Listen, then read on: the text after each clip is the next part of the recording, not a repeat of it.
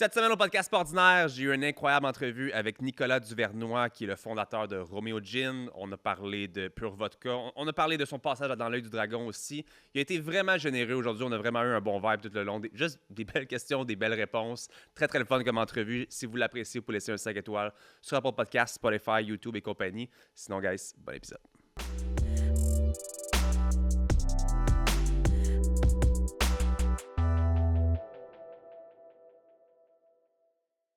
Petite pause à l'épisode du podcast Ordinaire pour parler d'un de nos merveilleux sponsors qui est ma compagnie, Mindblow Energy. Eh bien oui, sachez que je sponsorise mon propre podcast, qui a dit que je pouvais pas. Mindblow Energy est une compagnie québécoise de produits énergisants sous deux formes, soit en boisson énergisante pétillante ou tu fais ta boisson énergisante toi-même à la maison avec notre best-seller ici, supplément. Quand vous allez sur amazon.ca ou mindblowenergy.com, le supplément est en furie présentement. Donc deux façons de le consommer et comme je le disais, nos produits ont des nootropics à l'intérieur qui sont des ingrédients qui augmentent les fonctions cognitives.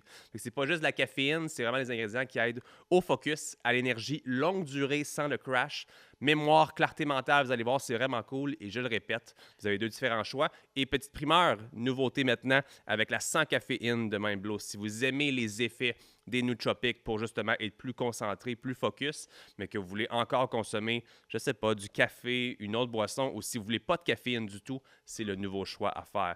Merci beaucoup à Mindblow de sponsoriser l'épisode d'aujourd'hui. Et sur ce, de retour à l'épisode. Nicolas Duvernois au podcast Ordinaire, comment ça va? Ça va super bien, merci pour l'invitation. Merci d'être là. Honnêtement, je pensais qu'on était peut-être plus de la même grandeur dans la vie de tous les jours, mais finalement... Christine, quand je suis assis, peut-être. Quand t'es assis, puis que moi, je suis debout, hein? C'est pas mal ça. 6 pieds, 6 pieds 2? 6 pieds 5. Oh my God. 5 pieds 7 ici. Ouais, chacun son truc. Nicolas, on te connaît pour plusieurs choses, dont Romeo Gin, qui est une de mes compagnies préférées de breuvage. Merci. On connaît aussi Pure Vodka, Ouais. Dans l'œil du dragon. Ouais. J'ai envie, par contre, qu'on commence un petit peu plus tôt dans ta vie, peut-être. Okay. Comme, à quel moment ça commence, le processus entrepreneurial? Je pense que tu disais à Christine, tu allais à l'école en architecture, mais les notes n'étaient pas là. Je voulais être architecte, mais j'avais pas les bonnes notes. Donc, j'ai fini, entre guillemets, en sciences politiques à l'Université de Montréal. Okay. Moi, j'ai fait sport-études, toutes mes études. Quel sport? Basket.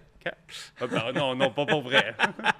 Et puis, j'avais pas nécessairement les bonnes notes. Donc, architecture, ça prend des bonnes notes. Ouais.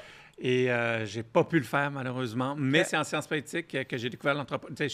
Je savais que ça existait, l'entrepreneuriat. Sauf que j'ai lu une histoire entrepreneuriale, celle de Cora. Cora Déjeuner. J'ai travaillé là très longtemps. OK, bon, très longtemps. Ma belle-mère aussi. Puis en lisant l'histoire, j'ai vu que c'était mon histoire, finalement. C'était quelqu'un qui, à travers les hauts, les bas, qui continuait, qui persévérait, qui était résilient, qui s'en foutait un peu que ça soit un échec. Il allait se coucher, puis elle allait se coucher, puis elle se réveillait, puis elle continuait. Donc, tu sais, c'est un peu mon chemin. Tu sais, je dis souvent, moi, je suis un chat de ruelle. Tu sais, il y a des chats pure race. Ouais.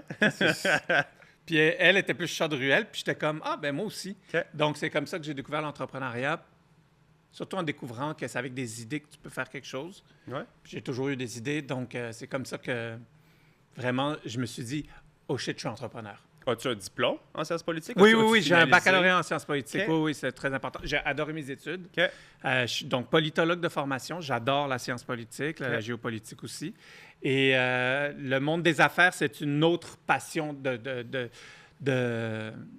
j'ai découvert, que j'ai bâti en quelque sorte. Mais c'est drôle parce que justement, on me parle beaucoup du monde des affaires, mais...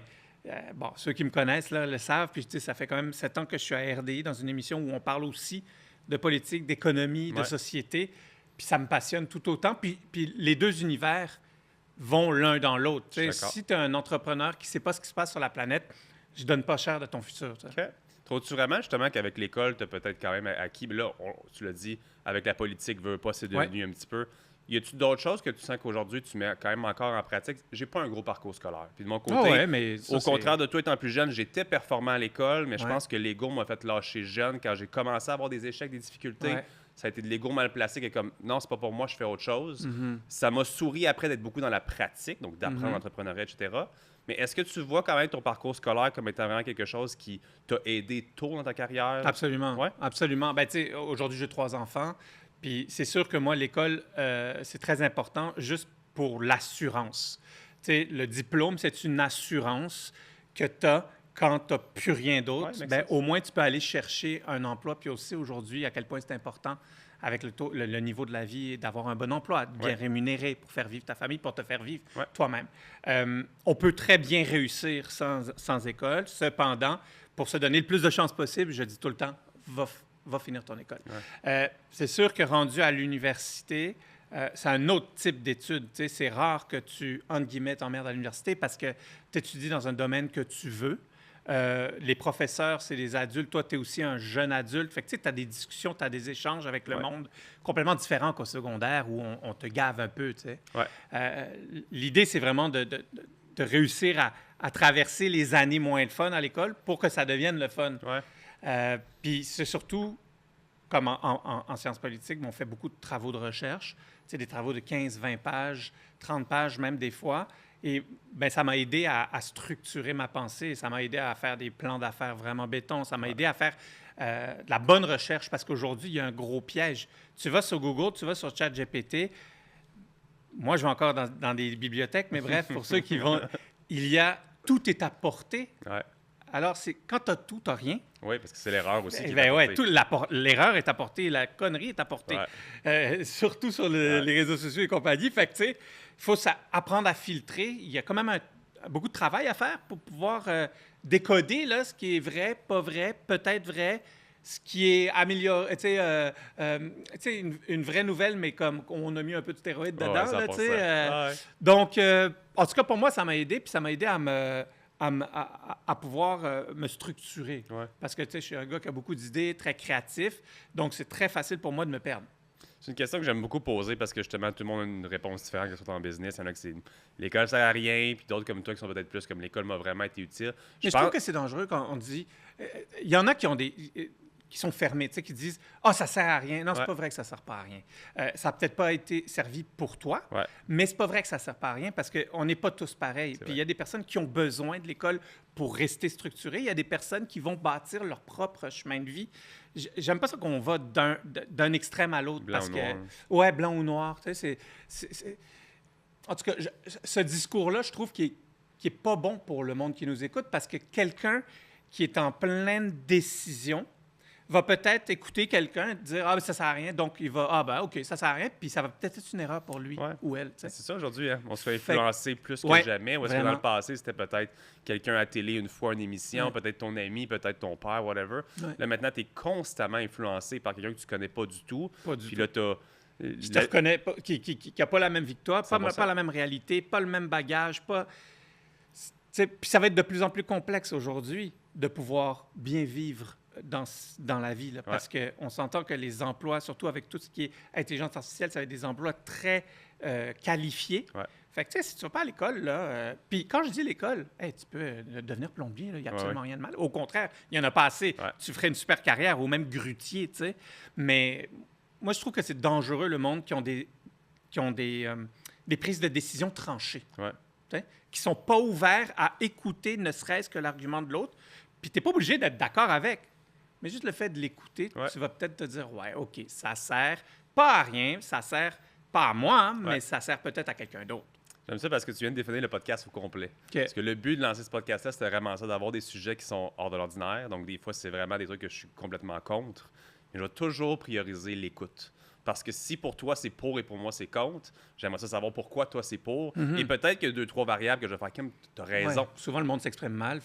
Mais je trouve ça c'est important. Je pense que l'écoute, c'est la meilleure affaire à prendre en considération pour n'importe quel sujet, même les plus, je ne veux pas dire les plus dangereux, mais comme chaque côté. Ça rentre dans tes valeurs. On s'entend. Mais chaque côté a un pour et un contre, on s'entend. Exactement. Première expérience de business, on tombe vers l'ouverture d'un restaurant. Surtout la fermeture. Ben c'est ça, je dis pas n'importe quoi, c'est juste que ça n'a pas bien été. Non, ça a été catastrophique. Puis, tu sais, Dieu merci en quelque sorte. L'échec, ça fait moins mal quand ça vient vite. Tu sais, quand tu travailles 20 ans sur le business, puis là, elle ferme, là, ça fait mal. Mais, tu sais, ça n'a pas duré. Ça a duré quelques semaines, là, quelques pas plus mois, que ça, Ben non, ça a vraiment été catastrophique. On savait Qu'est-ce pas dans quoi. Ben, 4 amateurs, pour pas dire ignorants, qui ne savaient pas ce qu'ils faisaient. C'était un trip de jeunesse vraiment qui nous a mis dans la marde. Ah ouais? Ben, financièrement, ça m'a pris des années. On n'avait pas d'argent, donc on s'est endetté pour ouvrir ça. Puis non, ça a été complexe. Mais c'est grâce à cet échec-là que j'ai découvert la vodka. Donc, J'aime bien dire que c'est un très bel échec. Tu sais. Ouais, C'est toujours par après qu'on peut dire ça d'un échec. Là. ouais. Je Mais- trouve que l'échec, c'est probablement la chose. En tout cas, je sais que tu l'as dit, c'est une question que j'ai vraiment plus tard, mais je veux qu'on en parle tout de suite. Tu as dit en entrevue, l'échec, c'est normal, ne pas se concentrer tes efforts à essayer. Ne pas concentrer tes efforts à essayer d'éviter les échecs, c'est comme ça qu'on va réussir. Ben, ouais. Je pense que c'est important au final, l'échec, puis il y a beaucoup de gens qui essaient de l'éviter comme la peste. Ouais. Je pense que l'échec, si tu as le skills pour pas répliquer tes erreurs par la suite, d'apprendre de tes erreurs, 100%. c'est la meilleure façon de réussir. Toi, au final, dirais-tu que ça a été quelque chose de quand même assez Moi, aujourd'hui, marquant? une de mes spécialités, une de mes grandes forces, je crois, là, c'est de faire l'autopsie de mes échecs. OK. Puis de comprendre mes échecs pour pas les répéter. Donc, j'ai compris qu'il y avait une force dans l'échec. Tu sais, j'ai fait sport-études. Ouais.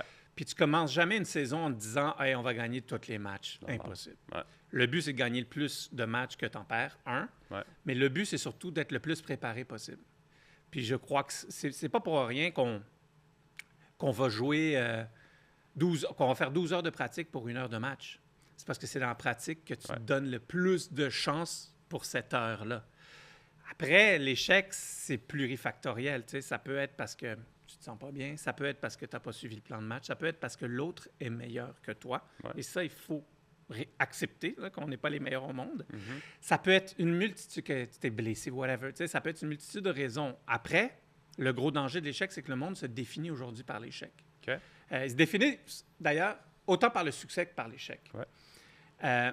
J'aime bien donner comme exemple l'obsession du contenu sur les réseaux sociaux. Tu sais, il y a beaucoup de personnes qui vont être super fiers d'eux quand ils vont poster quelque chose avec beaucoup de likes, beaucoup de commentaires, beaucoup de trucs.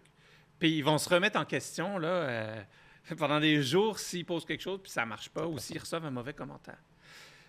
Mais si, à la place, là, avant même que tu as posté, tu es fier de ta photo ou de ton contenu, tu es fier de... Tu veux dire ce que tu es en train de dire, tu es d'accord avec ta prise de position, peu importe. Après, que le monde aime ça ou pas, c'est pas vraiment important. C'est vrai. C'est vraiment, toi, est-ce que tu as donné le meilleur de toi-même? Moi, quand je jouais au basket, puis je perdais un match, mais que j'avais tout donné, mais j'étais fier d'avoir tout donné. Est-ce que j'étais frustré d'avoir perdu? Oui. Mais j'analysais l'échec après, tu sais, revoir les matchs. Puis là, ah ben regarde, là, on n'était pas assez fort dans les rebonds. Regarde, là, on n'a pas fait tel ou tel jeu qui était important à faire à ce moment-là. Ouais. Donc, je crois, c'est de la merde, l'échec. Crois-moi, Ouais. je l'ai vécu. Mais il faut être plus grand que l'échec. Il faut que tu acceptes que l'échec fait partie du succès, dans le sens, le succès n'existe pas s'il n'y a pas d'échec. Tout comme la vie n'existe pas s'il n'y a pas la mort. Tu sais, c'est comme- Oui, ça fait du sens. Fait que c'est comme logique. Puis en affaires, il y a un monde malsain où, je dis souvent, on hurle les succès et on chuchote les échecs. Ouais. Mais pourtant, en affaires, s'il y a une certitude, c'est que tu vas échouer à un moment donné. Ouais. Donc, c'est un peu normal d'échouer. Après, oui, encore une fois, c'est de la merde. Je ne sais pas si c'est générationnel en ce moment, si c'est vraiment les réseaux, mais nous, on a mis le test de faire plus de contenu par rapport à nos échecs. Si même des fois, ça finit par un succès, on commence nos vidéos en mentionnant un échec. Ouais. On a échappé une palette de canettes. On Ouais. a fait une erreur qui, au final, peut mener à quelque chose de bien. Puis on a vu une grande réaction du public positive, même la conversion Ouais, parce de qu'ils gens se qui... retrouvent. Oui? Ils se retrouvent dans l'échec. Puis ce que j'ai eu peur, là, peut-être un peu moins, mais pendant un bout, là, tu sais, il y avait la fameuse culture de la médaille pour tous, Oui. pour bâtir la confiance des enfants. Puis je comprends la question était bonne, c'est la réponse qui était mauvaise. Tu sais. Je comprends que, tu sais, bon, si celui, un petit enfant qui perd tout le temps, bon, ben, à un moment donné, ça peut jouer dans sa tête. Mais le danger, c'est qu'aujourd'hui, ben, ils font face à la vraie vie, Ouais. où il n'y a pas de médaille pour tous. Et là, ils frappent vraiment le mur parce que trouver une job, c'est dur. Trouver une blonde, c'est dur. Trouver, whatever, un ami, garder une amitié, c'est dur. Tu sais, Ouais. faire quelque chose, c'est dur là, quand tu veux bien le faire. Ouais. Ah, rien foutre, c'est facile. Tu me diras, mais quand tu veux faire quelque chose, c'est super difficile. Ouais. Fait que je trouve que c'est dangereux de faire croire que l'échec n'existe pas. Il existe vraiment beaucoup. Ouais. Il est vraiment très là. Hey, moi, je te parie un brun que tu n'as jamais entendu ce que je vais te dire dans une pub d'assurance. C'est une assurance qui est remboursable. Oui, monsieur. Genre, si t'arrive de quoi, t'es payé. Mais si t'arrive absolument rien, puis je te le souhaite, t'es quand même payé. Bien, une assurance comme ça existe, puis c'est exactement ce que comparer ma prime t'offre. Laisse-moi t'expliquer. Ça s'appelle l'assurance maladie grave remboursable. Genre, si tu pognes quelque chose, une maladie grave, un AVC, cancer, whatever, t'es payé. Mais si de l'autre côté, il t'arrive rien, t'es remboursé à 100% par l'assureur. Parce qu'on va se le dire, à l'hôpital avec ta carte soleil, c'est cute, mais ça vient avec une file d'attente, même si c'est gratuit. Puis l'affaire, là, ça clique santé, whatever, tu le sais que tu vas avoir juste un chirurgien en dedans de 6 mois, genre. Bref, c'est le genre d'assurance qui, je pense, peut être vraiment utile pour avoir à compter juste sur toi-même, non pas sur le système. S'il t'arrive de quoi, tu peux avoir 100 000, 200 000, 500 000, mais si de l'autre côté, il t'arrive rien, puis je me répète, je te le souhaite, tu vas pouvoir être remboursé. Ça fait une belle épargne ou une belle retraite. Anyway, moi, je trouvais ça intéressant de le mentionner aujourd'hui. Je trouve ça super cool. Si toi aussi, tu penses que ça peut être bon pour toi, va faire une soumission et regarde si l'assurance maladie grave peut être utile. À quel moment est-ce que tu lances justement, je pense dès le départ, tu Pure Vodka, il n'y a pas eu d'autres? Non, bon. C'est en partant du restaurant. Je suis parti du restaurant pour lancer Pure Vodka. Fait qu'on ferme ça, on s'en va vers le monde de la vodka qui est un monde complètement inconnu pour toi. Complètement. Comment est-ce qu'on se lance dans un domaine comme ça quand on ne s'y connaît pas du tout? Google. Surtout... OK, j'adore ça. Parce que ChatGPT n'était pas là. Non. Puis Google, c'était pas vieux là. C'était 2006. Facebook commençait, juste pour dire. J'ai été sur Google, j'ai tapé 5 lettres. VODKA. Tu sais, moi, je dis souvent, c'est la curiosité qui mène à tout. Puis c'est celui qui cherche qui trouve. C'est celui qui pose la question qui reçoit la réponse. Ouais. C'est celui qui lève la main qui va pouvoir s'exprimer. Donc, tu sais, comment commencer? Ben, tu commences par le début, puis tu vas sur Google. J'aurais été dans le dictionnaire 20 ans plus tôt. Vodka, puis c'est quoi de la vodka? Puis c'est comme, tu sais, c'est un travail d'enquêteur, être un entrepreneur, surtout au début. Parce qu'il faut que tu cherches ton chemin. Tu sais, je me rappelle, il y a plein de matins, je me suis réveillé, j'ai dit, shit, ça s'achète où des bouchons? Tu sais, tu vas pas au Carrefour Laval, puis il y a des bouchons, là, chez Ardennes, bouchons. Fait que, tu te dis, merde. Alors, encore une fois, tu fais de la recherche. Ben, il faut un permis. Fait que là, tu fais permis, production, alcool, Québec. Tu sais, comme, c'est vrai que des mots-clés, tu sais, puis ça prend du temps, mais succès, c'est un marathon, c'est pas un sprint. Puis de fil en aiguille, ben, tu avances, puis tu bâtis un plan d'affaires, puis là, tout d'un coup, tu es fier de ton plan d'affaires, puis là, tu es prêt à passer à la prochaine étape, tu sais. À quel moment est-ce que tu réussis à peut-être, tu sais, je sais pas s'il y a un moment clé qui t'a permis de donner vraiment comme un pionnier, mais aussi de grossir cette marque-là comme... Parce que là, tu te lances de rien, de ce que tu me dis, tu étais endetté aussi. Donc, c'est vraiment une nouvelle business qui est quand même risquée aussi parce qu'en étant pionnier, ben autant que c'est bon la compétition, qu'autant d'un autre côté, ben t'es unique. Ouais. Être le premier, c'est parce qu'on était les premiers producteurs de spiritueux au Québec. Fait qu'être le premier, ça donne un avantage. Après, ça emmerde parce que des fois, tu ouvres la porte pour tout le monde, là. Ouais. Mais c'est correct. Mais tu fais ton propre chemin, fait que c'est beaucoup plus long aussi parce que tu dois tout défricher. Okay. Les moments, parce que le moment, c'est sûr que je pourrais te dire facilement, la fois où on est rentré la première fois dans une succursale, puis j'ai vu ma bouteille, tu sais. Mais non, c'est plein de moments.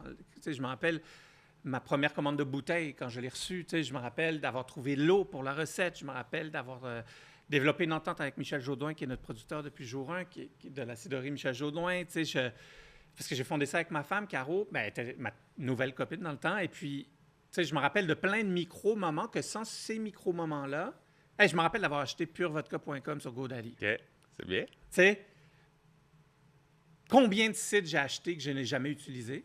OK. Fait que lui, je l'ai acheté, mais j'avais comme un sentiment que j'allais l'utiliser, tu sais. OK.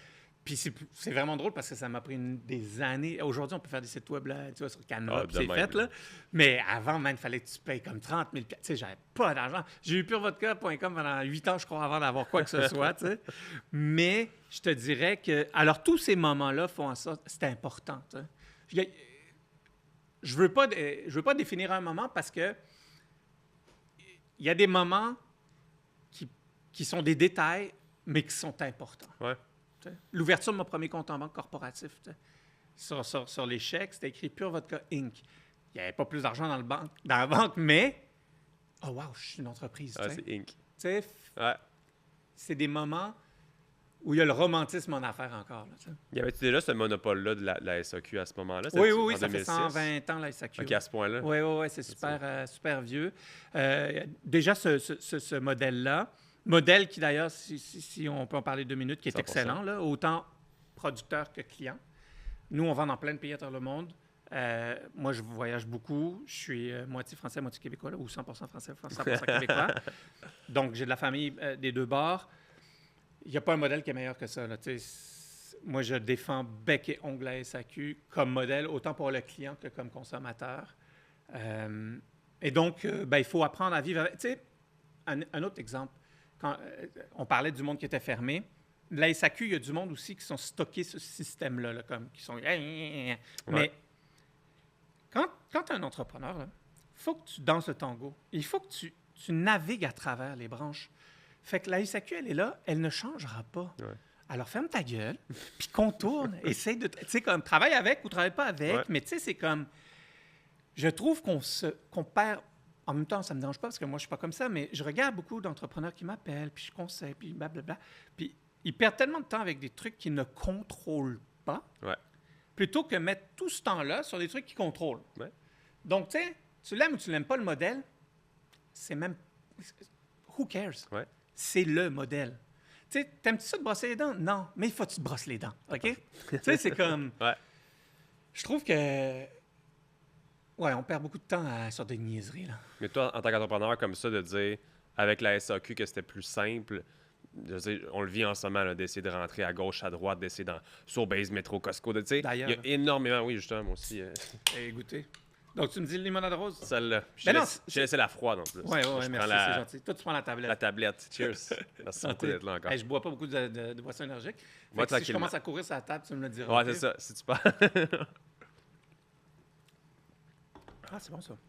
C'est léger, limonade rose. Il n'y a pas de sucre, c'est ça? Ouais, il n'y a pas de sucre, il n'y a pas de calories. Puis c'est comme je disais, Nootropics. Fait que nous, c'est ça. Nous, c'est le struggle d'essayer de rentrer partout, donc de parler à tout le monde. Puis c'est aussi compliqué. Nous, on est dans toutes les chaînes d'épicerie là, avec notre division sans alcool. Oh. Puis, dis-le avec Métro, IGA, Maxi, Super C ou la SAQ. C'est juste les papiers sont différents, mais c'est tout autant compliqué. Mais que niveau alcool, t'en as un seul à t'occuper ici. T'en as un seul à t'occuper, mais il y a 400 magasins. Tu sais, il y a 800 agences.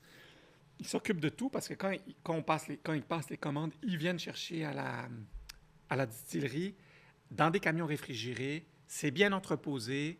Tu retrouves ton produit dans la même qualité à Sept-Îles, à Blanc-Sablon qu'au centre-ville de Montréal. En France, là, essaie de trouver un vin grec. Aucune fucking chance. Ici, t'en as à Chicoutimi-Nord, t'en as. Tu sais, c'est quand même... il faut le reconnaître. Mais quand on n'est pas dans l'industrie, puis qu'on voit dans le journal que ménage à 3, c'est 10 piastres de plus que je sais pas où. Ouais, mais 1, c'est pas buvable. Fait que c'est pas grave, tu sais. Puis 2, c'est un exemple. Ouais. Tu sais? 100%. OK, je vais devenir de bonne humeur. On dirait que je te garantis, tu vois la moitié, tu vas peut-être vraiment être sur la table à la fin de... À quel moment est-ce que tu as la chance, justement, comme tu es fondateur de Romeo Gin, on a parlé Choco Crème, Adopt Inc. L'autre, c'est le Fonds Romeo aussi pour l'entrepreneur. Ça, c'est pour les artistes québécois, pour les artistes, avec qui on travaille avec Romeo Gin, À quel moment est-ce que tout ça devient comme possible? Parce que là, on est quand même vraiment dans les débuts de ta carrière. Le restaurant, ça marche pas. Je vois que tu as eu ton bac. On lance Pure Vodka, que j'imagine que c'est pas un succès instantané. Non. Que... C'est où l'élément déclencheur qui te fait passer à un tout autre niveau, qui peut te permettre de lancer tout ça? On a disons, 3 grandes phases dans l'entreprise. On vend notre première bouteille de Pure Vodka, qui est notre premier produit en 2010, janvier 2010. Fait que de janvier 2010 à 2015, on avait un seul produit, Pure Vodka. Okay. Ensuite, en 2016, on a lancé Romeo's Gin. Là, ça a vraiment changé la game parce que Romeo's Gin, aujourd'hui, c'est notre gros cheval de bataille. C'était juste le gin au départ. C'était juste le gin, oui, au départ. Donc, de 2010 à 2018, on avait une entreprise 100% spiritueux, vodka et gin. En 2018, on a lancé notre premier prêt-à-boire, Romeo Gin Tonic. Ça a détruit le marché. On est très content. Et on est devenu une entreprise donc de spiritueux et de prêt-à-boire à base de spiritueux. De 2010 à 2018, je te disais spiritueux. De 2018 à 2022, on était spiritueux et prêt-à-boire à base de spiritueux. Et en 2022, on a lancé notre gamme de prêt-à-boire Romeo's Gin sans alcool en SAQ et ailleurs de la SAQ. Et donc là, on est devenu une entreprise de spiritueux, de prêt-à-boire avec alcool, à base de spiritueux et de prêt-à-boire sans alcool. Et donc, tu sais, ça s'est fait par phase, par rajout, tu sais. Et tout comme les marchés, on était au Québec. Après, on a fait beaucoup le Canada. Puis le Canada, on a pris une décision drastique à un moment donné de se retirer pendant la pandémie.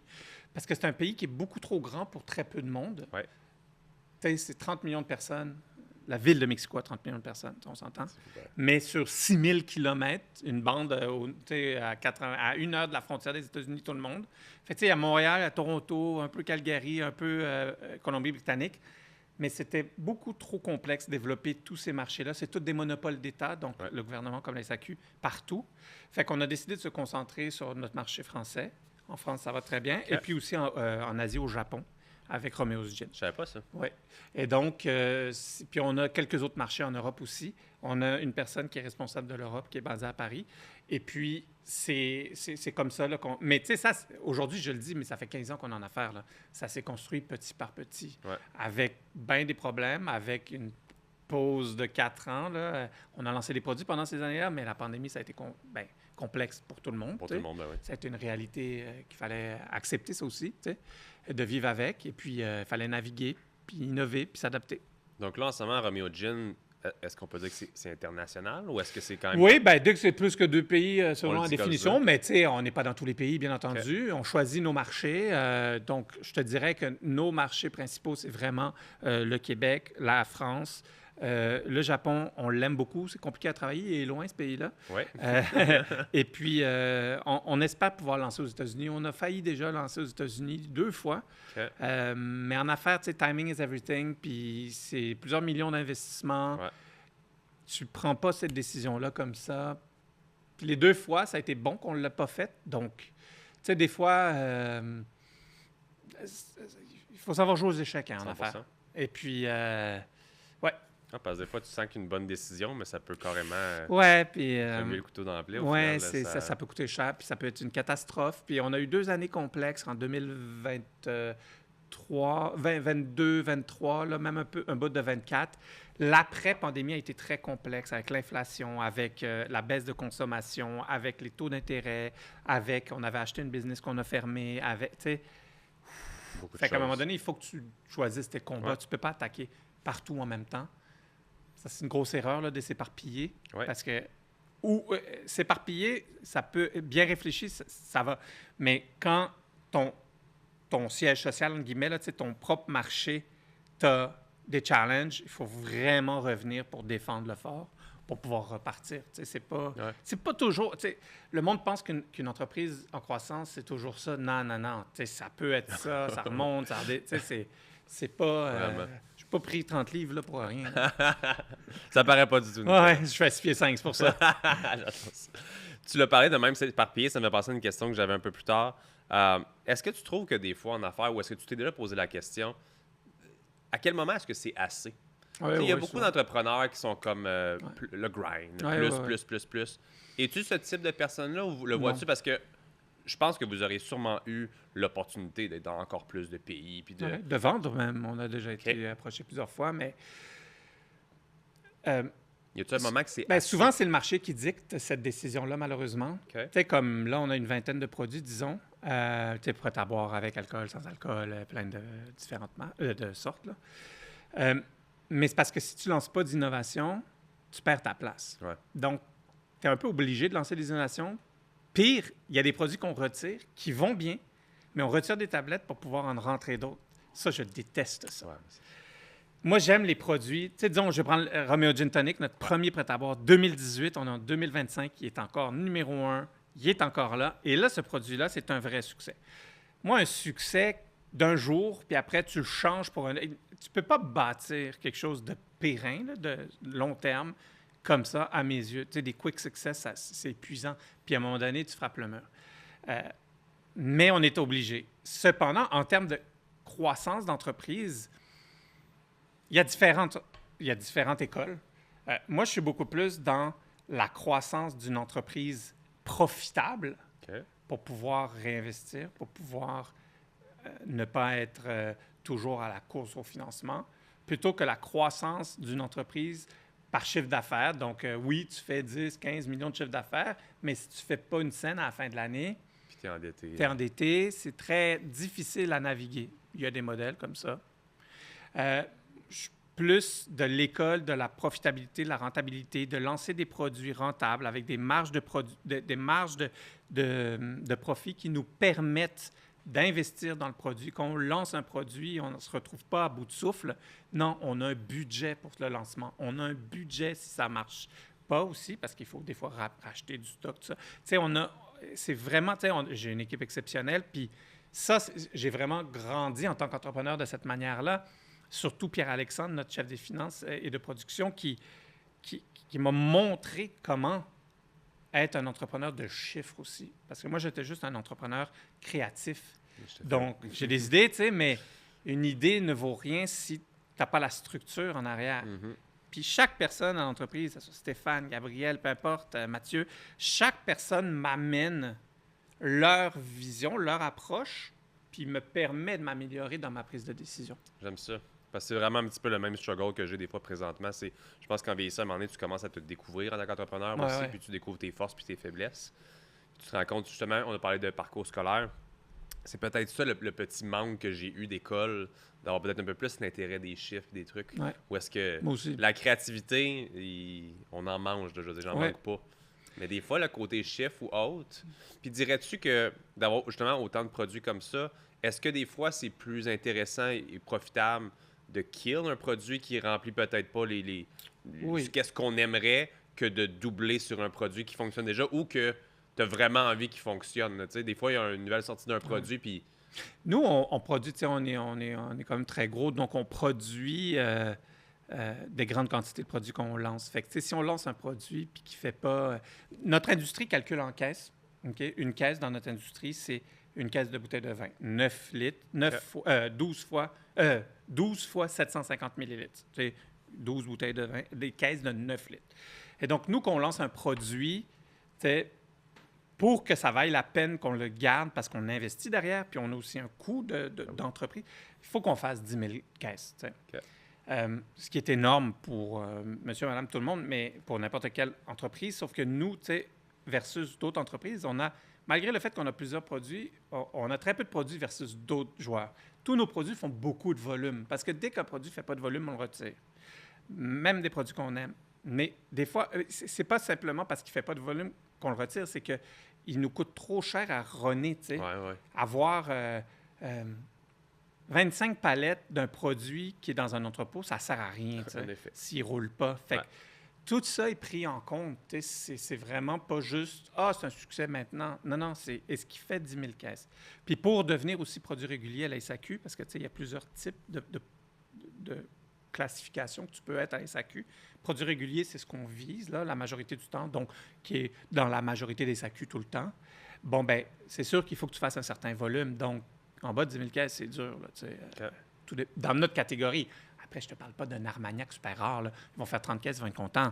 Mais, tu sais, nous, on est dans une game de volume. Justement, parlant de Romeo Gin, on a un petit cadeau pour toi. OK. On a un partenaire du podcast qui est Promotion Horizon qui t'offre un petit cadeau. Je te laisse l'ouvrir si tu veux. Oui. Oh, ben cool, ça. En plus, c'était mon anniversaire hier, donc... C'est vrai? Bonne fête! Oui, merci. 25 ans? 24. 45. Oh, wow! Avec un beau petit hoodie. Oh, ben cool! Romeo Gin. Ah, c'est merci. un small. Ben, c'est parfait pour moi, ça. Ah, ben merci. C'est Promotion Horizon. Exactement. On remercie Promotion Horizon pour les cadeaux merci à chaque beaucoup. semaine pour nos invités. Puis si vous aussi à la maison, vous voulez peut-être des petits très apparels gentil. pour votre compagnie ou autre, allez voir ça, Promotion Horizon. Très gentil. Y a-t-il une perception, tu penses, que les gens ont de toi qui est peut-être fausse? Parce que lorsqu'on devient de plus en plus public, je pense que tu es très fort aussi en personal branding. Tu es quelqu'un qui se laisse aller justement dans les vidéos, dans la création, comme aujourd'hui en podcast aussi. Tu me l'as dit, tu es un livre ouvert, tu dis pas non à J'ai pas n'importe de quelle temps question. à perdre. Je pourrais pas être une deuxième personne. Tu sais, des fois, tu rencontres du monde, puis ils sont une personne dans la vraie vie, puis une autre personne à la télé. Et il faut que tu sois deux personnes. Là. Wow! C'est très lourd. J'ai pas le temps de prendre ma douche certains jours. Je pourrais pas être deux personnes. Okay? De ce que j'entends, c'est très difficile de parler de soi-même, tu sais. Mais de ce que j'entends, moi, le monde au bureau, ils sont comme...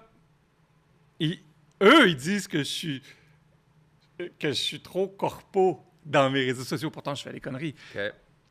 Parce que moi, j'aime beaucoup faire des blagues. Moi, je suis très people person. Là. Moi, j'aime le monde. Et puis aussi, je crois que, je l'ai dit un peu au début, tout le monde ne parle toujours que du monde des affaires, mais moi, je suis quelqu'un de très curieux, je pourrais te parler pendant 1 heure de la pêche, même si je connais rien de la pêche, mais parce que je vais partir la discussion, puis là, ça va me passionner. Hier, j'étais avec ma femme dans une soirée, une levée de fonds, puis c'était 3 docteurs qui parlaient de la santé des femmes, OK? Puis 3 spécialités différentes, puis surtout, c'était l'innovation qu'ils faisaient, tu sais. Puis ça a été 2 heures, mais c'était passionnant. Puis tu sais, je suis rentré là-dedans, j'étais juste content d'avoir une soirée avec ma femme, tout ça, mais Fait que moi, je suis comme ça, tu sais, je suis quelqu'un qui s'intéresse au monde, qui a toujours une anecdote à raconter, puis qui vit d'histoire. Puis tu sais, l'histoire, toi, tu as un bon exemple. Tu sais, le fameux storytelling, le fameux racontage d'histoire, Ouais. c'est beaucoup plus... Tu sais, on dit que c'est important, mais non, ça fait partie presque de l'ADN de l'être humain. Tu sais, dans les grottes de Lascaux, il y a 50 000 ans, ils peignaient pour raconter une histoire, Ouais. tu sais. Le moment préféré... T'as des enfants, toi? Oui, deux Ouais, enfants. bon, OK. Le moment préféré, les enfants, c'est quoi? C'est le soir qu'on se met dans leur lit puis on raconte une histoire. Après, on regarde des films, c'est une histoire. Après, les téléséries, ça devient des histoires plus potins. Après, on se raconte des histoires avec nos amis. Après, on paye pour aller voir des films. On paye pour entendre une histoire. Fait que moi, je suis très comme ça. J'aime entendre les histoires du monde. Je suis très curieux. Je parle à n'importe qui. Tout le monde me reconnaît. S'ils me parlent, là, je peux perdre... pas perdre, mais tu sais, je peux prendre une demi-heure à leur parler de... Je sais pas, ils vont me parler de leur potager. Je vais commencer à dire c'est quoi le meilleur engrais, tu sais. J'aime apprendre, tu sais, puis moi, j'appelle ça des savoirs inutiles. Moi, ça, c'est un truc qui est très important pour moi. C'est très souvent, on est expert dans ce qu'on aime. Mais moi, j'aime être un expert amateur dans ce que j'aime pas. Donc, ce fameux savoir inutile qui va m'être utile un jour. OK. Quand je l'apprends, il est inutile, mais à un moment donné, quand je vais en avoir besoin, il va devenir utile. Ah, ouais. Je suis comme, ah oui, j'ai lu dans une revue un jour que les pneus recyclés, finalement, ça fait des chaussures au Pérou. Tu sais, comme un truc... Tu sors ça un souper Ouais. de chum, là, puis ça commence. Puis là, ça part la discussion, tu sais. Moi, j'aime ça. OK. Fait qu'est-ce que tu sens peut-être que l'opinion publique, des fois, comme tu l'as dit, le monde des affaires, est-ce que tu sens que c'est les gens en général, Je te laisse aller.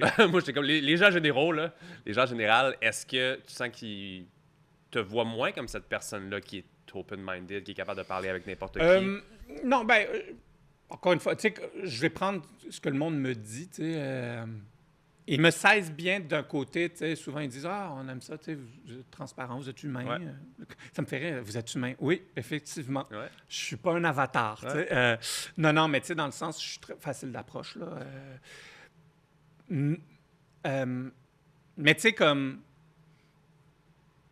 Je pourrais faire la météo, puis je m'amuserais autant, là, tu sais. OK. Tu sais, moi, je suis très ouvert à d'autres choses que juste le monde des affaires. Parce que moi, j'aime ça parce que tu es ici aujourd'hui, puis tu sais, tu es une belle surprise dans le sens où on se connaît pas. Non. La façon que tu es venu sur le podcast, c'est par l'entremise de. J'ai oublié Je sais son même nom. pas. Bon. Caroline? Ah, ma femme, OK. Bon, elle m'a Caroline, ta femme piégé, directement. Bon. Non, mais tu sais, directement, c'est juste. Des fois, tu te dis, ah, ben, c'est par l'entremise d'une autre personne, là, que peut-être ça va être plus formel, ou peut-être que. Mais tu viens ici, puis on se parle comme si on se connaissait depuis un moment, tu sais. Fait que je trouve ça intéressant de voir ta personne qui est justement pas trop formelle, qu'on est capable de divaguer, de parler d'un peu n'importe quoi. Oui, mais je trouve que c'est important de s'adapter à la situation aussi.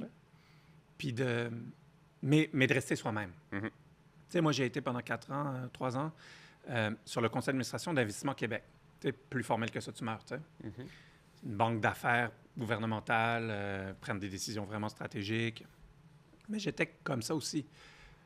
C'est le contenu qui est important. Ce qui sort de ma bouche. Que j'ai un t-shirt noir ou pas, là, ou une cravate, j'ai pas besoin de déguisement. Moi, j'ai confiance en mon contenu parce que je sais que je fais le travail. J'aime ça. Donc, je crois qu'il faut... Puis je crois que c'est une question de respect envers la personne aussi qui te reçoit, puis qui est devant toi, qui te reçoive ou pas, de donner ton meilleur, puis d'être professionnel à ta manière. Ouais. Puis je trouve qu'il y a trop peu de personnes qui arrivent à démocratiser des sujets complexes. Tu sais. Le monde des affaires, c'est complexe. Ouais. Mais en parler humainement pour que tout le monde comprenne, je trouve que c'est important.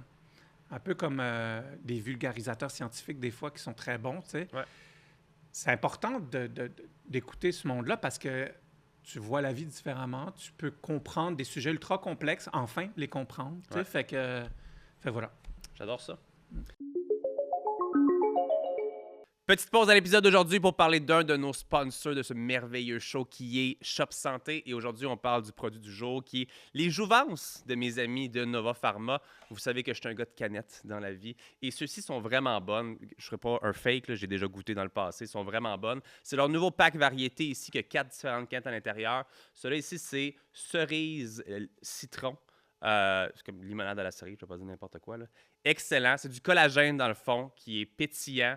Sucré au sucralose, il y a 10 grammes de collagène à l'intérieur, de la vitamine C aussi, il y a de la biotine. Très, très bon. Bon pour vos cheveux et votre peau. C'est excellent au goût aussi, c'est le fun. Et les saveurs sont excellentes aussi. Fait que merci à Nova Pharma de faire ce magnifique produit. Merci à Shop Santé de sponsoriser l'épisode d'aujourd'hui. Et sur ce, de retour à l'épisode. Parlons justement de Caroline. T'as trois enfants avec Caroline, oui? Ben oui! Ça aurait pu être... Si c'est pas de moi, c'est Caro qui pourrait répondre d'ailleurs. C'est pour savoir un petit peu, c'est une question que j'aime beaucoup avec les papas et les mamans qui viennent sur le podcast. Comment est-ce que tu sens que tu as et qu'encore aujourd'hui, tu vis peut-être le mix affaires et famille? Je te dirais que je ne l'ai jamais eu, cet équilibre travail-famille, jusqu'au temps que j'ai arrêté, j'ai pris une pause de travail. Épuisement professionnel total en octobre 2024. OK. Puis là, je vais pas te mentir, ça fait 1 an et je commence à croire que peut-être j'ai un équilibre. OK. C'est un travail de longue haleine, mais c'est très difficile quand tu te lances en affaires, surtout que ma femme était en affaires avec moi. Ouais. On a eu 3 enfants back-à-back. Encore la pandémie en plein milieu de son... Elle a accouché du dernier en plein milieu. Ils sont pas vieux, là? Non, 18-5. OK. Ouais. OK. Je te dirais que j'ai eu besoin de ce grand coup de poing dans la gueule pour changer drastiquement, pas ma vision, parce que je savais que c'était pas la bonne manière de faire ce que je faisais, mais pour être obligé. Des fois, tu es obligé. Tu sais, des fois, ça prend... bon, l'exemple est intense, mais tu sais, une arrestation, ou tu sais, comme... Tu sais, t'es un jeune, tu fais le con... Puis des fois, tu sais, la peur de ta vie, genre dormir une nuit au poste, là, ça te remettrait dans tes bottes, tu sais, puis là, tu comprends, tu sais, ou la peur de ta vie, un accident, ou... Ben moi, c'était ce moment-là où... C'était à la croisée des chemins, tu sais, c'est comme ça, je continue, puis tu sais, je tombe malade vraiment, pour de vrai, physiquement, tu sais, épuisé, ou je change drastiquement ma méthode. Puis j'étais le cordonnier mal chaussé. Je suis le premier à mon entreprise à toujours dire au monde de porter attention sur sa santé mentale et physique, bien entendu, sur son couple, sur tous ceux qui ont des familles, sur la famille, très important pour moi, et puis sur le fait qu'il n'y a rien de mal à vouloir s'améliorer continuellement, mais sans la pression. Là. Tu sais, un exemple, c'est... Oui, prendre soin de ta santé, mais tu n'es pas obligé d'aller au gym 4 fois par semaine. Ouais. Mais juste, va prendre une marche une demi-heure par jour. Comme des petits trucs. Puis moi, j'aimais ces trucs-là, j'aimais les donner, mais je les prenais pas. J'étais comme, faites ce que je dis, faites pas ce que je fais. En même temps, je suis passionné par ce que je fais. Moi, j'ai eu l'immense chance de tomber en burn-out en raison de trop d'amour de ce que je faisais. Je faisais trop de trucs que j'aimais. Okay. Il y en a que c'est le cauchemar parce qu'ils ne s'entendent pas avec leur patron ou avec des collègues ou ils n'aiment pas leur emploi ou mère ou père monoparental sont épuisés raides, travail, plus stress, plus enfant, plus ci. Moi, c'était pas ça. C'était vraiment parce que j'ai toujours été intense.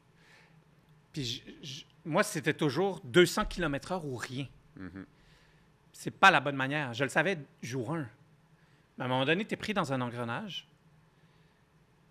Mais ultimement, c'est toi qui es responsable. C'est moi qui ai fait l'erreur. C'est moi qui m'a mené à ça. Mais en même temps, je crois énormément à la vie, au pouvoir de la vie. Puis je crois que dans 1 an, là, c'est trop tôt, ça fait 1 an. Mais dans 1 an, je vais te dire, waouh, ça a été un très beau cadeau de la vie. Ça a été l'enfer pendant plusieurs années. Parce que j'étais épuisé, puis je le savais, puis je me voyais, puis je me sentais coupable. Mais je te disais que je voulais autopsier mon échec. Ça, je ne le vois pas comme un échec, mais je veux l'autopsier. Okay. Je le vois vraiment comme un parcours essentiel de mon aventure entrepreneuriale. Tu sais, j'étais obligé de vivre ça. Peut-être pour comprendre ça, peut-être pour aider d'autres à ne pas le faire, peut-être pour 1001 raisons, mais c'est clair que quand tu frappes le mur, tu perds tous tes repères et puis c'est là où tu es le plus... t'es tout nu. Ouais. Puis c'est là où tu dois prendre une décision. Est-ce que tu te rhabilles de la même manière? Est-ce que tu te rhabilles d'une autre manière? Est-ce que tu restes tout nu? Et il y a beaucoup de décisions puis de travail à faire sur soi-même pour pouvoir revenir. Moi, j'ai fait une erreur au début. Je voulais revenir vite à la normale. Mais non, la normale, ça aurait donné le même résultat. Ouais. Il fallait que je revienne différemment. Ouais. Puis c'est ça le travail que je fais depuis 1 an. Je suis revenu tout doucement, là, mais vraiment différemment. Puis à un point tel que mon monde autour de moi, ils sont comme, coudonc, est-ce que tu fumes du pot maintenant? Je suis comme, Rendu bien relax. plus relax, bien plus comme, je veux plus monter à 200 tout de suite. Ouais. T'sais. Mais je pense que quand même, on est bon pour souvent essayer de pas le voir. Je dis pas que c'est une affaire d'homme, là. Je pense qu'autant les femmes en affaires, c'est souvent ça, mais je pense Tout le qu'en monde. affaires, il y a plusieurs personnes qui sont comme ça. Le stéréotype un petit peu de la personne qui, non, moi, ça m'arrivera jamais, ou je suis pas de burn-out, pas rien. Ouais. J'étais là aussi dernièrement à me rendre compte que, comme, OK, à un moment donné, ton corps, c'est même plus ta tête, c'est ton corps. Ah non, qui mais oui, je commence à te tombais parler. malade physiquement. J'ai eu des pneumonies. Comme j'ai été hospitalisé pour une bronchite. Hey, j'avais jamais rien eu de ma vie. c'est Là. ça. Puis là, tout d'un coup, man, j'étais à l'hôpital. C'est comme... But yet again, lundi matin, j'étais au bureau. Pourquoi? T'es pas Jésus-Christ, man. Non. Tu sais, c'est comme... C'est ça que je te disais, c'est quand que c'est assez. Est-ce qu'il y a un moment pour toi dans ta vie, dans ta carrière, qui est comme peut-être un... Je vais pas dire un ultimatum, comme un objectif qui est comme quand je vais être là, c'est la retraite? Puis ça, j'aime ça, cette question-là, parce qu'il y a des gens qui sont comme moi, il n'y aura jamais de retraite parce que c'est ma passion. Puis je sens que tu es comme ça. Mais y a-tu un... Ah, regarde, les États-Unis, si ça marche pas, c'est pas plus grave que ça. Dans le sens où... Non, moi, le 3 octobre 2024, je me suis dit, j'ai 2 vies. J'ai ma vie professionnelle, ma vie personnelle. Ouais. Depuis presque 20 ans, ma vie professionnelle numéro 1, ma vie personnelle numéro 2, j'ai décidé de faire le switch. OK. Et là, aujourd'hui, ma vie personnelle est prioritaire à ma vie professionnelle. J'aime ça. Ce qui ne veut pas dire que je ne fais pas 1000 projets, je suis à la télé, je suis à la radio, tout ça. Je fais ce que j'aime. Ouais. Je refuse beaucoup de trucs, là. Le monde même moins. Mais... T'es là aujourd'hui. Oui. Non, mais ça, c'est le fun de s'exprimer. C'est une thérapie. Mais moi, quand j'ai vu que ça affectait mes enfants et ma femme, Mhm. c'était le point de non-retour. Non, c'est pas vrai que je veux perdre ma femme puis mes enfants. Ça fait du sens. C'est pas vrai. C'est juste Ouais. pas vrai. T'sais. Fait que moi, ça a été non, ça, c'est ma priorité. Puis réapprendre à vivre d'une autre manière, ça prend du temps, un psychologue bien entendu, mais tu sais, ça prend de l'aide, une ergothérapeute qui m'aide beaucoup aussi. Puis ça prend, tu sais, on dit en Afrique, on dit que ça prend un village pour éduquer un enfant, ben tu sais, pour réapprendre pour sortir de la tête de l'eau de l'épuisement professionnel, ça prend un village aussi, il faut lever la main, tu sais. Ça, par exemple, les hommes ne sont pas bons à faire ça. Non, pas du tout. Les hommes, pour une raison quelconque, ont peur de leurs émotions. Ça, je crois que c'est une vieille habitude, soit un homme, mais depuis qu'un homme n'a pas le droit d'avoir peur, pas le droit de pleurer, tu sais. Ouais. Mais bref. Je crois qu'il y a aussi une question de maturité. Moi, j'ai 45 ans aujourd'hui, tu sais. Moi, je pleure, j'ai pas de problème. tu sais. Ouais. Là, c'est comme maturité et ego aussi, tu sais. Ouais, mais j'ai un très bon ego. Mais une émotion, c'est un moment de vérité. Moi, quand j'étais 6 ans au Dragon, puis le monde pitchait, là, puis ils étaient stressés morts, là, je disais pas qu'ils pouvaient pas contrôler leurs émotions. J'étais comme, c'est fucking important pour eux. C'était une démonstration de l'amour qu'ils mettaient dans leur projet. Mhm. Fait que c'est super important, les émotions. Fait que c'est pour ça aussi que j'ai pas peur d'en parler, puis j'ose en parler de l'épuisement professionnel, puis des moments plus difficiles, puis des fois où je pleurais tout seul assis sur mon lit, parce que c'est sain. Si tu pleures, c'est qu'il y a quelque chose qui doit sortir. Puis les hommes, surtout les jeunes hommes, ils veulent être... C'est peut-être la dictature de l'image, tu sais, ils veulent être forts, riches, beaux, ils pleurent pas, ils sont en contrôle de tout. Mais seul, tu vas peut-être vite, mais ensemble, tu vas loin. Mhm. Puis lever la main puis dire « Hey, j'ai besoin d'aide ». T'imagines à quel point ça prend du courage. Puis on cherche toujours des hommes courageux. Bien, l'homme le plus courageux, c'est celui qui se retourne vers sa blonde puis qui dit « Je vais pas bien, j'ai besoin d'aide Ouais. ».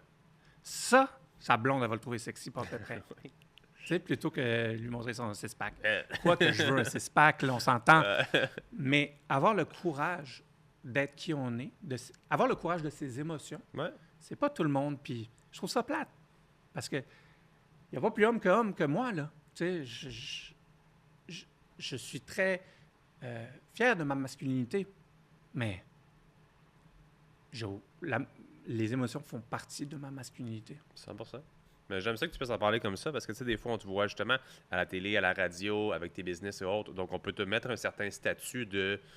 Alpha mâle, là, tu sais. Ça ou plus l'entrepreneur qui est comme. Il n'y a plus d'échecs, là, comme. Il Ouais. n'y a plus de down parce que tu investis là, puis tu fais ci, puis tu fais ça. Mais là, de voir que l'année passée, encore une fois, puis que là, tu es sur l'aftermath de tout ça, Ouais. ben, je trouve que c'est important d'en parler parce que justement, la personne qui se lance en affaires ou même la personne comme moi qui est juste là-dedans depuis peut-être 10 ans, ben, ça peut arriver. Puis c'est qu'à un moment donné, si tu n'en prends pas considération le plus tôt possible, ben, tu vas peut-être atteindre un point plus rough que le tien encore, Ben oui, peut-être tu même de tombes dans non-retour. les addictions, Ouais. dans la violence. Il y en a qui s'expriment par la violence parce Ouais. puis Dieu sait qu'on a un problème au Québec. Là, c'est la famille, les enfants, Ouais. tout le monde autour qui en souffre. Ben absolument. Puis c'est comme, à la fin, tu as gagné quoi? Mhm. Il y a vraiment, ce sera un autre balado, mais tu sais, il y a vraiment un problème avec les jeunes hommes au Québec, on le voit, là, tu sais. Ouais. Pas moi qui le dis, là, tu sais, sociologiquement, il y a un problème. Mais je crois que justement, tu sais, est-ce qu'ils ont la place de s'exprimer sans jugement? Est-ce qu'on a les bons exemples à la télé? Tu sais, est-ce qu'on met de l'avant des personnes qui sont fières d'être eux-mêmes et pas fières d'être peut-être la personne qu'ils pensent avoir vu sur Instagram à un moment donné, tu sais?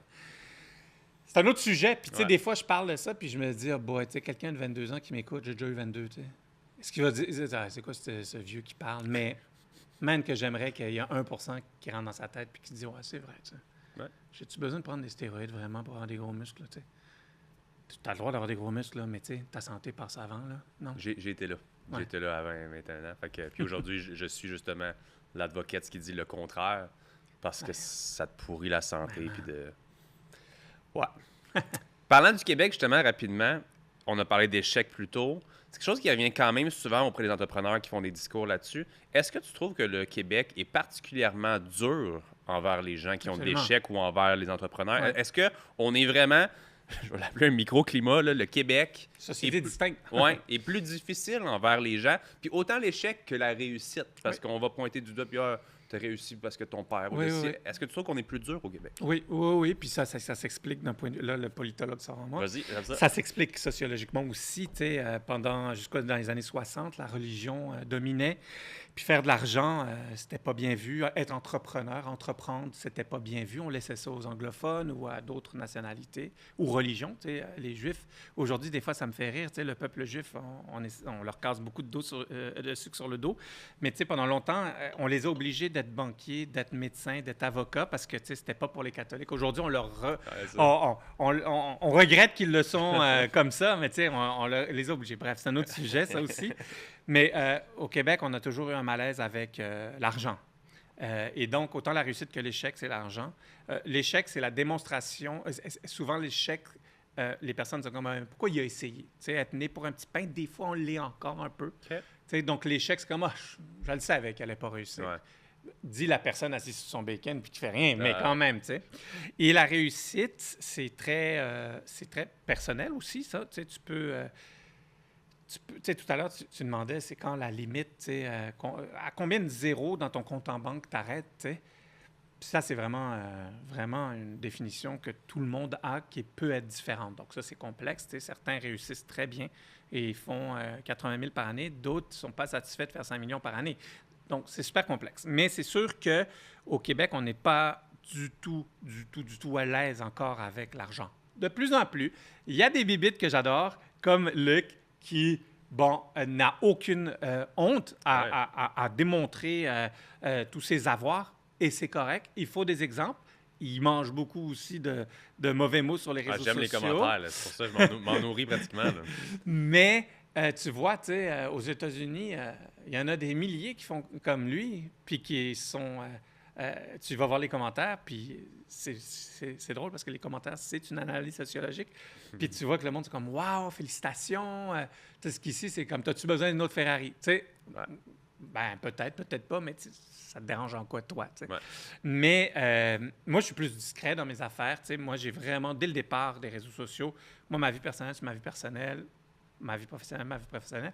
Bon, des fois, je montre des trucs, mais jamais mes enfants, jamais, tu sais, ça, c'est pas une business, ça. Tu sais, ça, c'est ma famille, tu sais. Et un jour, à 16 ans, si elles veulent, OK, mais pas avant. Ouais. Et donc, je trouve qu'au Québec, ben justement, tu sais, ce côté-là, encore jalousie malsaine, de ceux qui entreprennent, de ceux qui réussissent, de la démonstration de la réussite. C'est encore là. C'est encore là, ouais. Ouais. Mais on peut pas nous en... Tu sais, ça évolue. Ouais. Le Québec est une terre d'immigration quand même, fait que les immigrants le sont moins, fait qu'à un moment donné, peut-être ça va se démocratiser. À suivre. À suivre. Là-dessus. Mais Ouais. tu sais, aux États-Unis, excuse-moi, mais aux Vas-y. États-Unis, il y a des fonds d'investissement qui n'investissent pas dans ton entreprise si tu n'as pas déjà eu un échec. Ah oui? Il y a des fonds d'investissement aussi qui te poussent à justement bâtir cette fameuse image sur les réseaux sociaux parce qu'ils savent que ça passe par là, puis des fois, souvent, c'est pas nécessairement vrai. Fait que tu vois à quel point eux, ils ont une réaction différente ou une relation différente avec l'échec ou l'argent et ou tout ça. Là, tu sais. Des fois, je me demande juste, c'est comme le pourcentage. Tu te dis, ils sont tellement plus que nous autres, mettons, en population. Ouais. Fait que tu sais que la même vidéo va faire 1 million de commentaires Ouais. là-bas, va en faire 1000 ici. Mais si on prend le temps de regarder le ratio, Oui, est-ce qu'il y a c'est sûr. vraiment un plus haut taux Ils de sont gens? 360 millions, on est 8. Mais c'est surtout qu'eux peuvent créer des empires. Ouais. Au Québec, à part Couche-Tard, quelques-uns, c'est très dur de faire 1 milliard de ventes au Québec. Ouais. Mais tu peux faire facile 1 milliard de ventes juste aux États-Unis avec une gogosse, là. Quasiment un État. Oui, Juste oui. un État. Ben, la Californie, oui, facile. Au Texas aussi, je suis sûr qu'il y a des business. Tu sais, une chaîne de restaurants, bon, on voit Pizza Salvatore, je ne sais pas, ils sont combien, là, 80, 100 magasins, je ne sais pas Ouais. combien. Tu sais, aux États-Unis, une chaîne que tu n'as jamais entendu parler a peut-être 3000 points de vente. C'est fou. Tu sais, Ouais. il faut réaliser qu'on est 8 millions, ils sont 380 millions. Une petite différence. Il n'y a pas photo, là, tu sais. Ouais. Prends une petite pause pour un autre petit cadeau parce qu'on aime ça. Ben, coudonc, c'est le fun, ça. Faut m'inviter chaque semaine. Chaque semaine, un autre petit cadeau de mes amis de Shop Santé. Ah, OK. J'aime bien leur branding, eux. Ils sont vraiment cool. Ouais, c'est vraiment cool ce qu'ils font. Et puis, il y a une pub, là, dernièrement, qui est passée, là, qui m'a fait bien rigoler. Fait que, my God. Ils sont vraiment cool. C'est Fait que fun. tu peux l'ouvrir à la maison, on Ouais. va Shop Santé, puis on passe Merci, à la pub. Shop là, Santé. maintenant. Parlons du États-Unis rapidement. Parlons Ouais. États-Unis, Québec, te fait dans l'œil du dragon. Ouais. Tu as parlé tantôt de ta réaction vis-à-vis des gens qui viennent justement comme. Qu'est-ce qui fait, tu penses, que c'est si différent dans l'œil du dragon versus Dragon's Den? C'est tout ça là-bas? Shark Tank. Shark Tank, merci. De carrément, puis même Dragon's Den est un peu différent de dans l'œil du dragon. Ouais. Dans la réaction des dragons, Ouais, où ouais, est-ce ouais. que ici on est tout gentil. Ouais, on peut Canada, on est un petit peu plus rough. Ouais. États-Unis, États-Unis, on man, les. tu sors en pleurant. Exact. Qu'est-ce que tu vois? Ben, aux États-Unis, il y a cette relation du monde des affaires sans pitié. Ici, on a quand même encore un peu d'amour envers Ouais, notre ça. propre monde, tu sais. Ouais, d'empathie. C'est une petite société. Je me verrais pas détruire quelqu'un à la télé, tu sais. Puis, c'est pas ma manière de faire. Mais aux États-Unis, ils sont... tu sais, c'est pas pour rien que c'est le pays de la lutte, du Ouais. combat ultime, la violence verbale et physique est normalisée, tu sais. Ouais. Tandis qu'ici, non. Ici, on est quand même un peu peace and love, là. Ouais. Au Canada anglais, un tout petit peu plus. Ouais. Mais c'est vraiment ça. Tu sais, j'en connais 2, 3, le dragon. En France aussi, ils sont raides. Ils ont leur version de. Oui, j'en connais 2, 3, puis ils sont raides dans la vraie vie aussi. Et puis, il y a beaucoup d'ego. Il y a beaucoup d'ego. Tu sais, ici, encore une fois, même quand il y avait Mitch Garber, qui pourrait être dragon aux États-Unis, tu sais, on est plus des entrepreneurs humains que des entrepreneurs... je vais vendre ta mère, là, tu sais. Ouais. Moi, je veux pas la vendre ta mère, tu sais. J'aurais pitié, genre, tu sais, c'est comme... Eux, sans foi ni loi, des fois, puis une manière de faire. Parce que j'ai rarement eu du mauvais feedback. Puis j'ai quand même reçu plusieurs personnes qui sont passées au dragon ici. Puis tout le monde a toujours une belle expérience, même si ça n'a pas mené à quoi que Faudrait ce soit. filmer les après-pitch, OK. parce que des fois, on est comme tabarnak qui m'énervait, mais Ah il ouais? ne répondait jamais à la question. Tu sais, mais est-ce que tu veux détruire le gars, tu sais, devant 1 million de personnes? Ben, il faut être empathique. Comme on dit, Mais on passe nos messages, mais poliment, tu sais. Ouais. Puis il y a des personnes, ça vaut pas la peine aussi, tu sais. C'est comme, regarde, je passe. Là. Pourquoi je m'ostinerais avec lui? Ouais. tu sais? Définitivement. 6 ans comme dragon, Ouais. right? As-tu un moment clé qui est peut-être un merveilleux souvenir pour toi de ce passage-là à l'émission? Plusieurs. Plusieurs? Ouais, il y a plusieurs pitchs que, tu sais, c'est sûr, ça rentre dans les émotions souvent. Tu sais, je me rappelle d'une maman qui faisait des vêtements pour des enfants lourdement handicapés, des Oui. vêtements de neige. Là, tu sais, Oui, je me rappelle de ça. Puis, tu sais, comment tu restes comment t'es pas touché par ça, tu sais, c'est comme la maman déjà a un enfant lourdement handicapé. Quand t'es parent, tu comprends la tâche que ça doit être. Elle veut qu'il joue dehors avec d'autres enfants comme les autres enfants. Elle invente ça. Puis, je ne me rappelle plus exactement c'était combien, mais elle cherchait de l'argent, puis on a décidé de lui donner. On l'a donné. Juste comme ça, ouais, je crois que c'était 25 000 chacun. Je ne sais plus, là. Mais ça fait plusieurs années, ça m'avait marqué. Parce que j'étais comme... Tu peux pas investir dans elle. Tu sais, il faut que il y a quelques histoires comme ça que tu es comme... Tu veux le donner, tu sais. C'est comme... Mais c'est cool. Non, tu le mérites, tu sais. Il y a du monde qui était des nouveaux immigrants aussi, qui ont là, toute la famille a été tuée, je sais pas où, puis là, ils arrivent, ils n'ont rien, puis au lieu de trouver une job, puis essayer... Non! Ils prennent le risque encore. T'es comme, wow, man! Puis moi, je chialais parce que j'avais plus de mini-wheat ce matin, là, tu sais, c'est comme... Tu sais, c'est... Ouais, tu sais, c'est des personnes. Après, les business, il y a plein de belles, plein de bas. Mais c'est les personnes qui te marquent. T'sais. Puis il y en a qui sont drôles aussi, qui sont vraiment hilarantes. Tu as envie d'être ami avec. Il y en a, je suis devenu ami avec. Il y a des gros coups de cœur. Oleka Canva, je les suis encore. Ces deux gars, je crois de la Rive-Nord d'ailleurs. C'est quoi son nom déjà? C'est-tu Mathieu? Oui, Jérémy. Puis. Putain, j'ai un blanc de mémoire. En tout cas, j'ai connu un des deux, plusieurs années. Moi, j'appelle Jay, mais je ne sais pas si c'est Jérémy ou c'est. Oui. En tout cas. Je sais pas. Et puis, non, ils sont... Ouais. Tu sais, c'est... Cool. Ouais. Y a-tu encore des compagnies avec lesquelles t'es investi autant financièrement? Non, moi, quand j'ai pris une pause, là, je me suis retiré de tout parce que tu peux pas être à moitié là. Tu sais, par respect pour tout le monde. Fait que... Non, je me suis dit, je fais le vrai ménage. Okay. Ben, c'est bien. Tu t'es respecté là-dedans. Puis... puis je respecte l'autre aussi, tu sais. Ouais. Parce que être là, mais pas être là, ça sert à quoi? Ouais. On a parlé un petit peu personal branding tantôt, l'image qu'on a sur les réseaux. De plus en plus, avec autant les réseaux, on le voit que c'est important d'avoir une présence, justement, le plus possible. On a parlé de transparence, authenticité. Est-ce que tu le vois comme... Est-ce qu'un entrepreneur de nos jours doit absolument construire sa marque personnelle pour oser penser pouvoir réussir dans ce qu'il fait? Comme de plus en plus, on en voit qui partent carrément à ça avant même la brand, ou est-ce qu'ils sont vraiment très, très axés sur les réseaux. Toi, on te voit beaucoup à travers le cheminement qu'au départ, je pense que tu étais moins personnalité publique, disons-le comme ça. Maintenant, tu l'es de plus en plus. Oui, là, c'est différent parce que je suis rendu à la télé, à la radio, souvent. Trouves-tu que c'est important pour un entrepreneur de se mettre sur les réseaux, de se montrer peut-être justement à travers cette vulnérabilité-là, authenticité, transparence? Je pense que les gens aiment de plus en plus s'associer avec les brands, comprendre les envers. On a parlé d'erreurs tantôt. Ouais. C'est important, mais pas obligatoire. Okay. Puis c'est important si c'est vrai. Il y a beaucoup trop de bullshit. Ouais. C'est comme... Ça fait 10 ans que j'écris dans les affaires, puis il y avait un de mes articles qui avait marché. Je l'avais dit riche en likes, mais pauvre en vente. Tu sais, c'est comme... J'aime ça. Super connu, là, pour une raison quelconque. Mais il n'y a rien derrière, tu sais. Moi, je fais une obsession sur le contenu, pas la création de contenu, sur le contenu. Donc, quand je parle, quand j'écris, quand je suis à Salut Bonjour ou à RDI ou au 98.5, me prépare, puis mon contenu, j'essaie qu'il soit éducatif, j'essaie qu'il soit pertinent, j'essaie qu'il amène à réfléchir, j'essaie qu'il amène ailleurs. Il y a beaucoup de création qui se fait sur les réseaux sociaux. Je trouve qu'il n'y a pas beaucoup de contenu. Il y a beaucoup de création de vide. Ça, c'est vraiment quelque chose que je suis critique parce qu'on est inondé de vide. Comment tu veux qu'on s'améliore collectivement si, à longueur de journée, tu swipes sur des conneries? C'est vraiment ça. Je m'excuse, là, mais...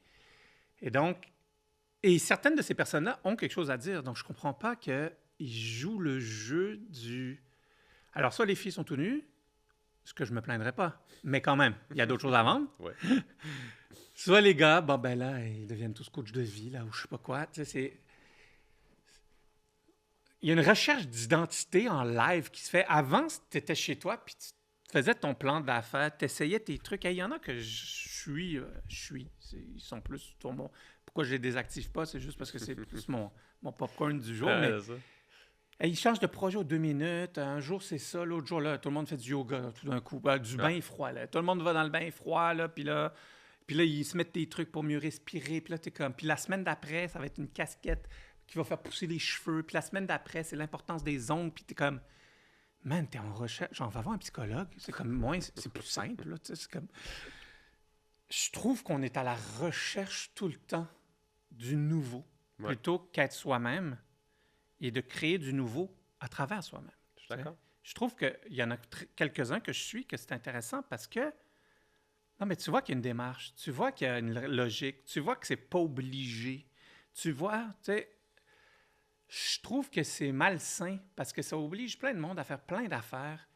Puis tout ça, là, en plus, ça pollue. Parce que toutes ces créations, ça tire du jus environnementalement parlant. Là, tu sais, des photos qui mènent nulle part, puis des fois, j'en mets, là, désolé. Mais tu sais, ce que je veux dire, c'est que ça pollue autant l'esprit que l'environnement. Ouais. Je vais pas me faire aimer, mais... Hey, on serait pas meilleur si on postait moins, mais mieux? Tu sais? Ouais, mais ça, c'est une grosse demande. Ouais. Mais il y a un besoin d'amour. Il y a un manque de reconnaissance. Ils ont besoin de ça. Il y a un grand manque de confiance en soi. Là. Quand tu as besoin que le monde t'aime, moi, je veux juste mes 3 cocos pour ma femme même, puis je suis bien correct. Tu sais. Mais c'est ce qui est rough, c'est que je pense que ça commence tellement jeune maintenant. Ouais. Que c'est pour ça Mais c'est ancré en eux. Ouais. C'est même pas nécessairement qu'ils prennent conscience qu'ils recherchent de l'amour ou de l'approbation. C'est tellement ancré en eux d'essayer d'être viral puis d'essayer de ça. Puis je me suis prêté au jeu souvent. Là. Vraiment, mais moi aussi, des fois, je fais des tests aussi, des fois. Tu sais, je fais des pauses, puis je vois. Puis moi, je le sais, quand il y a un pause qui est trop poussé dans un contenu, là, ça va pas marcher. Je mets un chapeau Ikea, ça marche. Mais quel désespoir de ma vie, man! Tu sais, c'est comme... Fait que le monde préfère Nicolas avec un chapeau Ikea que l'avenir... Je sais pas. Mais tu sais, je suis un peu geek là, de ce côté-là, fait que je peux les comprendre des fois si ça les intéresse pas. Ça les intéresse pas, mais bref. C'est juste l'intensité de... Tu sais, nous, on travaille, mettons, quand on fait des vidéos pour Mindblow ou autre, on travaille du contenu cold puis du contenu mid puis hot. Du cold, c'est des niaiseries, c'est des jeux, c'est des ça parce que tu veux attirer une tonne de paires de mais yeux. Je comprends en plus, là. Pour avoir une rétention vers tes mid puis tes hot. Mais oui, des fois, on le fait puis c'est comme... C'est quand même plate que la vidéo où est-ce que je dis une niaiserie ou que je fais, tu sais, marche. Fonctionne. Puis t'as quelque chose de vraiment important à dire, disons, tes ingrédients qui te séparent de la compétition, whatever. C'est 40 000 likes là, puis celui-là, il est 800 vues. Là, c'est comme je dis tout là-dedans! Écoutez-les, s'il vous plaît. Là. Ouais, c'est ça quand même. Mais regarde. Ouais. Tu parles souvent de te réinventer. Tu as travaillé à travers, comme tu l'as dit, là, des livres. Ouais. On n'a pas parlé beaucoup, par contre, de la Fondation pour les artistes québécois. Ouais. Ben ça, c'est directement relié avec Romeo's Gin. T'sais, Romeo's Gin est né vraiment d'une cause, l'art urbain. Puis nous, on fait tout pour démocratiser le fameux street art, l'art urbain. On a ouvert un musée d'art urbain au Canada où il y a nos bureaux. On a collaboré avec une centaine d'artistes depuis le début. C'est cool. Tous nos produits sont en collab avec des artistes. On les paye pour chaque produit vendu. Pas juste genre, donne-moi, je te paye 2000$ pour ton œuvre et puis disparaît. C'est vraiment, non, on travaille avec eux. Toutes les canettes, c'est des artistes. Toutes les canettes, toutes les pas bouteilles. Un designer Non, c'est ça, tu sais. Okay. Fait que ça, c'est important pour nous de travailler avec les artistes. Moi, j'étais un amoureux d'art. Quand j'étais jeune, j'avais pas d'argent, fait que je pouvais pas acheter d'art. Ça m'emmerdait. Et donc, j'ai décidé de faire de la beauté dans des canettes à 3,40$, là, tu sais. Ouais. C'est cool. Parce que Romeo Gin, je trouve que c'est un excellent produit. Merci. Au goût. Moi, c'est mon dada dans le prêt-à-boire. Mais d'avoir en plus ce côté-là qui est un peu plus... C'est quoi le mot que je cherche? Quand tu aides les autres. Quand philanthropique, disons, beaucoup. Là. Fait que d'avoir ce côté-là en plus, je trouve ça le fun de pouvoir aider... quelque chose qu'on voit de plus en plus aussi problématique. On peut parler AI et compagnie. Je veux dire, c'est quand même des jobs, des carrières, des passions qui sont à risque ou qui vont vraiment évoluer. Parce qu'il y en a qui vont l'utiliser à leur avantage Mais aussi. moi, j'achèterais toujours l'œuvre d'un vrai artiste. Il y a des artistes numériques que je peux acheter leur œuvre. Là. On a travaillé avec un artiste exceptionnel, Fuck Render, qui est reconnu à travers la planète, qui est vraiment digital art x 1000. Mais c'est lui qui le fait. Ouais. Mais aujourd'hui, on voit vraiment de plus en plus de tout là, qui se fait. Puis moi, je veux... Ça revient avec le contenu. Moi, je veux récompenser le travail. Comme ça. Tu sais, je veux acheter mon pain d'un boulanger, pas d'une usine à pain. Ouais. Tu sais, je veux acheter mon vin ou mes produits majoritairement québécois, bien entendu, lorsque possible. J'aime... Il y a comme une vie... Je déteste dire vieille âme parce que c'est pas vrai que c'est vieux, mais j'ai hâte qu'il y ait un retour au savoir-faire, à l'artisanat, à une vraie baguette ou un vrai croissant, man. Ouais. Hey, c'est le jour et la nuit versus les trucs là, dans les grandes, congelés, réchauffés 22 fois, fait au Vietnam. T'sais. Croissant fait au Vietnam. Ça n'a aucun sens. Là, ouais. Donc, Crois-tu qu'il y a encore cette possibilité là, de revenir?